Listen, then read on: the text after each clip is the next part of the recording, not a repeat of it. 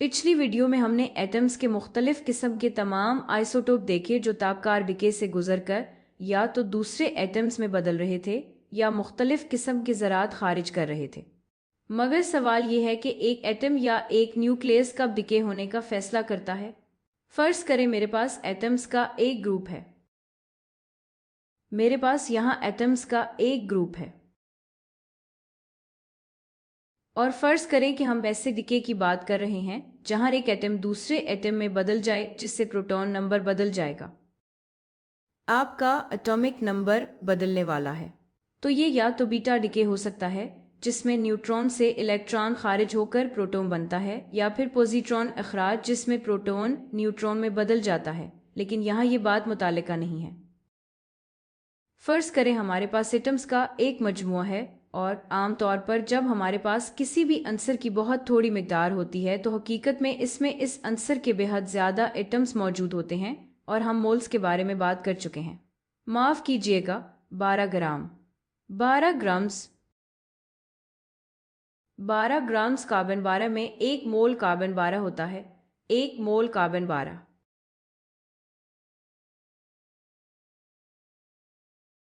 और एक mole carbon 12 क्या है?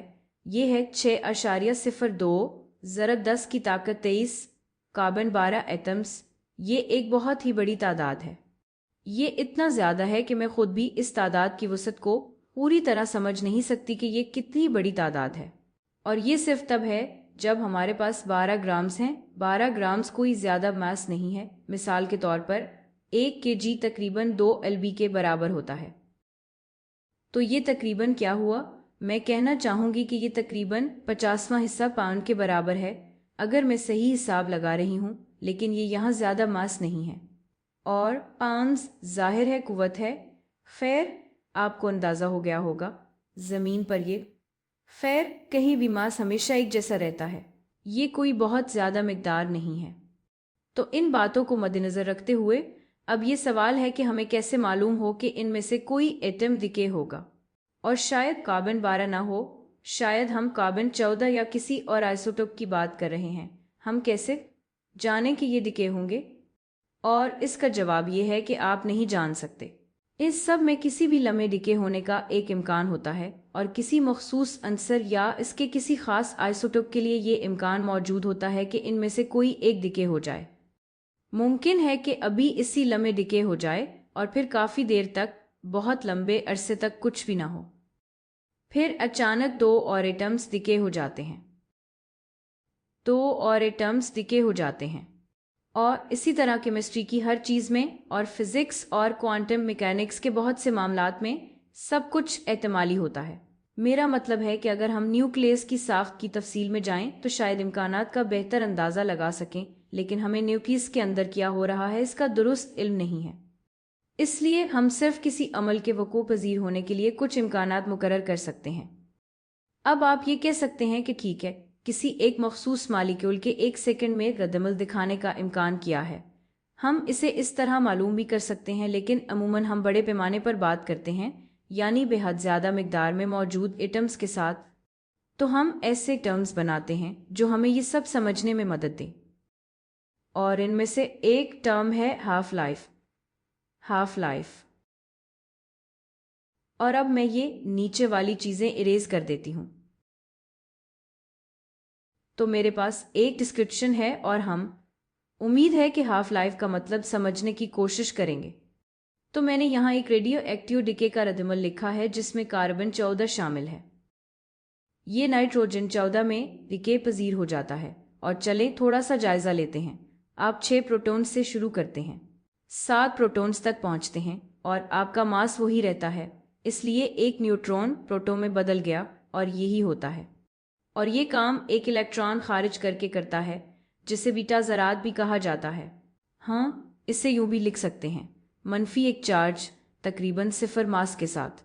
इसका कुछ मास तो है, लेकिन आम तौर पर इसे 0 के तौर पर लिखा जाता है। ये बीटा डिके है, बस एक जायज़ा है। लेकिन हाफ लाइफ को समझने का तरीका ये है कि लोगों ने कार्बन को स्टडी किया और कहा, देखो, अगर मैं 10 ग्राम से शुरू करूं, अगर मेरे पास कार्बन का एक ब्लॉक है जो 10 ग्राम्स है। ये 10 ग्राम्स है। अगर मैं कार्बन 14 की हाफ लाइफ जितना इंतज़ार करूं, ये कार्बन का एक ख़ास आइसोटोप है। याद रखें, आइसोटोप्स वो होते हैं जो एक ही एलिमेंट के मुख्तलिफ वर्जन हैं। मिसाल के तौर पर ये कार्बन आइसोटोप 12 या 14 एटमी मास नंबर के साथ हो सकते हैं। इसी तरह मुख्तलिफ अनासर के भी मुख्तलिफ आइसोटोप्स होते हैं और तमाम के लिए एटॉमिक नंबर कार्बन की पहचान करता है क्योंकि इसमें 6 प्रोटॉन्स होते हैं। कार्बन 12 में 6 प्रोटॉन्स हैं, कार्बन 14 में भी 6 प्रोटॉन्स हैं, लेकिन इनमें न्यूट्रॉन्स की तादाद मुख्तलिफ है। तो जब एक ही आंसर में न्यूट्रॉन्स की तादाद मुख्तलिफ हो तो इसे आइसोटोप कहते हैं। तो कार्बन 14 के इस वर्जन या इस आइसोटोप के बारे में फ़र्ज़ करें कि हमारे पास 10 ग्राम है। अगर कहा जाए कि इसकी हाफ लाइफ 5740 साल है, तो इसका मतलब है कि पहले दिन से शुरू करते हुए 5740 साल बाद इसका आधा हिस्सा नाइट्रोजन 14 में बीटा डिके के ज़रिए बदल जाएगा। और आप कह सकते हैं, अच्छा ठीक है, शायद, चलो देखते हैं, मैं यहाँ नाइट्रोजन को मैजेंटा रंग में लिख देती हूँ। तो आप कहेंगे ठीक है, शायद आधा हिस्सा नाइट्रोजन में बदल जाए। और मैंने हकीकत में कुछ केमिस्ट्री या फिज़िक्स क्लासेस में ये इस तरह बनते देखा है। और मेरा सबसे बड़ा सवाल ये है कि इस आधे हिस्से को कैसे पता चलता है कि इसे नाइट्रोजन में बदलना है और दूसरे आधे को कैसे पता चलता है कि इसे कार्बन ही रहना है। और जवाब ये है कि उन्हें कुछ पता नहीं होता और असल में इसे इस तरह नहीं बनाना चाहिए। तो मैं इसे दोबारा बनाती हूँ। ये हमारा असली ब्लॉक है कार्बन 14 का, जो होता है इन 5740 साल में है। क्या ये इम्कानाती तौर पर है? लेकिन जैसे ही इनमें से कुछ बेतरतीब तौर पर नाइट्रोजन में बदलना शुरू हो जाते हैं, बेतरतीब वक्त पर, यानी बेतरतीब वक्त पर, और 5740 ईयर्स में आप ये तय करते हैं कि 50% इम्कान है कि इनमें से कोई भी कार्बन एटम नाइट्रोजन एटम में बदल जाएगा। तो इस तरह 5740 ईयर्स के बाद, कार्बन की हाफ लाइफ के बाद 50% इम्कान है कि जो भी कार्बन है वो नाइट्रोजन में बदल जाए।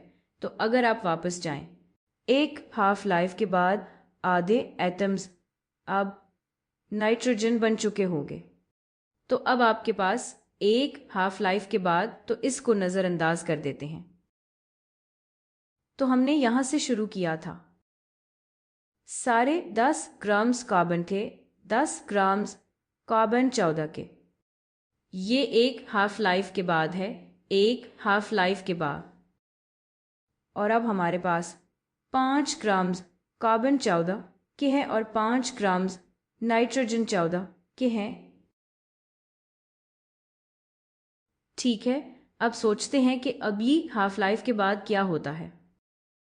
हमने कहा था कि हाफ लाइफ के दौरान जो कार्बन 14 की सूरत में 5740 साल है, तमाम मुख्तलिफ अनासर की हाफ लाइफ मुख्तलिफ होती है अगर वो तापकार हों। 5740 साल में 50% इम्कान होता है, और अगर मैं सिर्फ किसी एक एटम को देखूं तो 50% इम्कान है कि वो डिके हो जाए। तो अगर हम एक और हाफ लाइफ की तरफ जाएं, अगर हम वहां से एक और हाफ लाइफ आगे जाएं, तो मेरे पास 5 ग्राम्स कार्बन 14 थे। तो मैं असल में इसको कॉपी और पेस्ट कर लेती हूं। ये वो है जिससे मैंने शुरू किया था। अब एक और हाफ लाइफ के बाद मेरी सारी छोटी चीज़ों को इग्नोर करें। असल में मैं ऊपर से कुछ मिटा देती हूँ, थोड़ा सा साफ कर लेती हूँ। एक हाफ लाइफ के बाद क्या होता है? अब भी मेरे पास 5 ग्राम्स कार्बन 14 बचे हैं। ये 5 ग्राम्स कार्बन 14, इनमें से हर एटम के पास अगले 5700, जो भी वो नंबर था, 5740 ईयर्स में, 5740 साल के बाद इन सब के पास दोबारा 50% इम्कान है, और लॉ ऑफ लार्ज नंबर्स के मुताबिक इनमें से आधे नाइट्रोजन 14 में तब्दील हो जाएंगे। तो हमारे पास और भी ज़्यादा तब्दीली नाइट्रोजन 14 में हो जाएगी। तो अब इस 5 ग्राम्स का आधा, अब हमारे पास सिर्फ 5 ग्राम्स कार्बन 14 के बचे हैं, और नाइट्रोजन 14 कितना? हमारे पास मज़ीद 5 ग्राम्स नाइट्रोजन में चले गए। तो अब हमारे पास 5 ग्राम्स नाइट्रोजन 14 के हैं। और हम आगे भी जाते रहें तो हर हाफ लाइफ यानी 5740 ईयर्स के बाद हमारे पास हमेशा आधा कार्बन रह जाएगा जो हमने शुरू में लिया था। लेकिन हमारे पास हमेशा निहायत छोटे पैमाने पर कार्बन रह जाएगा। लेकिन मैं आपसे एक सवाल पूछना चाहती हूँ। फर्ज करें मैं सिर्फ एक कार्बन एटम को देख रही हूँ। फर्ज करें मेरे पास सिर्फ यही एक कार्बन एटम है, इसका न्यूक्लियस है जिसमें कार्बन 14 है, यानी इसमें 6 प्रोटॉन्स हैं, 1 2 3 4 5 6। इसमें 8 न्यूट्रॉन्स हैं और इसमें 6 इलेक्ट्रॉन्स हैं, 1 2 3 4 5 6 वगैरह। इसका इम्कान क्या है, क्या होने वाला है? मैं सुनना चाहती हूँ। 1 सेकंड के बाद क्या होने वाला है? मुझे नहीं पता। ज्यादा इम्कान यही है कि ये अब भी कार्बन ही रहेगा, लेकिन कुछ इम्कान है कि 1 सेकंड के बाद ये पहले ही नाइट्रोजन 14 में बदल चुका हो। 1 अरब साल के बाद क्या होने वाला है? 1 अरब साल। अच्छा, 1 अरब साल के बाद मैं कहूँगी हाँ, अब तक तो ये शायद नाइट्रोजन 14 में बदल चुका होगा, लेकिन मुझे यकीन नहीं है। हो सकता है कि ये एक ऐसा इंतहाई मुस्तहकम न्यूक्लियस हो जो इत्तेफाक से नामुवाफिक हालात के खिलाफ गया और कार्बन 14 ही रहा। तो एक हाफ लाइफ के बाद अगर आप सिर्फ एक एटम को देख रहे हैं, 5740 साल के बाद इतना ही है। आपको नहीं मालूम कि ये नाइट्रोजन में तब्दील हुआ या ये मखसूस एटम, आप बस ये जानते हैं कि इसमें नाइट्रोजन में तब्दील होने का 50% इम्कान था। अब अगर आप बहुत ज़्यादा एटम्स को देखें, यानी अगर आप एवोगाड्रोस नंबर या इससे भी ज़्यादा की तरफ जाएं, मैं इसे इरेज करती हूँ, तो अचानक आप लॉ ऑफ लार्ज नंबर्स को यूज़ कर सकते हैं और कह सकते हैं ठीक है, औसतन अगर हर एटम के पास 50% इम्कान था और अगर मेरे पास इनकी बहुत बड़ी तादाद है तो इनमें से आधे नाइट्रोजन में बदल जाएंगे। मुझे नहीं पता कौन से आधे, लेकिन आधे बदल जाएंगे। तो आपको ऐसा सवाल मिल सकता है जैसे मैं शुरू करती हूँ, ओ मुझे नहीं पता। फर्ज करें मैं शुरू करती हूँ 80 ग्राम किसी चीज़ के जिसे हम बस एक्स कह लेते हैं और इसकी हाफ लाइफ 2 साल है। मैं बस ये कॉम्पाउंड बना रही हूँ, 2 साल की हाफ लाइफ। और फिर फर्ज करें हम टाइम मशीन में जाते हैं और अपने सैंपल को देखते हैं और फर्ज करें हमारे पास सिर्फ 10 ग्राम्स का सैंपल बचा है और हम जानना चाहते हैं कि कितना वक्त गुजर चुका है। तो 10 जी बचा है एक्स का। कितना वक्त आप जानते हैं? एक्स पूरा वक्त डिके हो रहा है। कितना वक्त गुजर गया? आइए इसके बारे में सोचते हैं। हम शुरू कर रहे हैं टाइम 0 पर 80 ग्राम के साथ। 2 साल के बाद हमारे पास कितना बचेगा? हमारे पास 40 जी बचेगा। तो टी बराबर है 2। फिर 2 ईयर्स और गुजरने के बाद हमारे पास कितना बचेगा? हमारे पास 20 जी बचेगा। तो ये टी बराबर है 3। ओ माजरत, ये टी बराबर है 4 साल। और फिर 2 साल और 2 साल और अब फिर से इसका आधा ही बचेगा। तो अब मेरे पास सिर्फ 10 ग्राम्स बचे हैं और यही मैं हूँ और ये टी बराबर है 6। तो अगर आपको पता है कि आपके पास कोई कंपाउंड है और आप शुरू में 80 ग्राम से शुरू कर रहे हैं, आपको पता है कि इसकी 2 साल हाफ लाइफ है, आप टाइम मशीन में जाते हैं और आपने अपनी टाइम मशीन ठीक से नहीं बनाई। आपको नहीं पता कि वो टाइम के हिसाब से कितना दुरुस्त है, लेकिन आप बस अपने कंपाउंड, अपने सैंपल को देखते हैं और कहते हैं कि वो मेरे पास 10 ग्राम्स बचे हैं। आपको ये पता है कि 1 2 3 हाफ लाइफ्स गुजर चुकी हैं। और आप इस तरह भी सोच सकते हैं 1/2 की तीसरी ताकत, क्योंकि हर बार जब आपके ओरिजिनल सैंपल का आधा रह जाता है, वही हाफ लाइफ्स की तादाद है।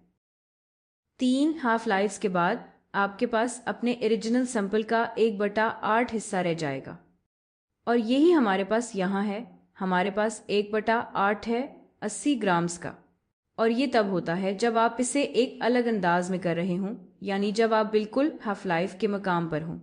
अगली वीडियो में हम ये देखेंगे कि क्या हो अगर मैं आपसे ये सवाल पूछूं कि आपके पास ऐन कितने ज़रात या कितने ग्राम होंगे 10 दिन बाद या 28 साल बाद, और हम ये अभी वीडियो में करेंगे।